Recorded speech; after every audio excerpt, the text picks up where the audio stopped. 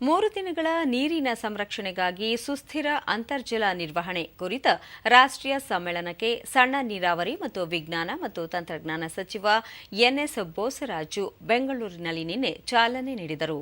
Padmashri ಪುರಸ್ಕೃತರಾದ doctor Shailesh Nayak, ವಿಜ್ಞಾನ ಮತ್ತು ತಂತ್ರಜ್ಞಾನ ಅಕಾಡೆಮಿ ಕಾರ್ಯನಿರ್ವಹಣಾಧಿಕಾರಿ ಡಾಕ್ಟರ್ ಎಎಂ ರಮೇಶ್, ಶಿಕ್ಷಣ ತಜ್ಞ ಡಾಕ್ಟರ್ ಎಚ್ಎಸ್ ನಾಗರಾಜು ಮತ್ತಿತರರು ಉಪಸ್ಥಿತರಿದ್ದರು.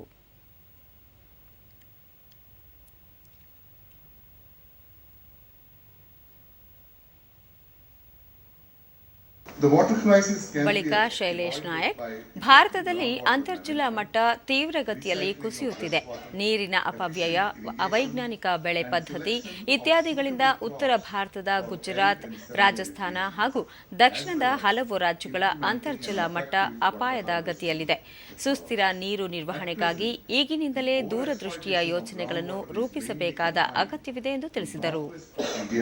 Due to indiscriminate withdrawal of groundwater to grow unsuitable crops, parts of Rajasthan and Gujarat due to arid climate, and parts of peninsular India due to inherent characteristic of crystalline aquifers.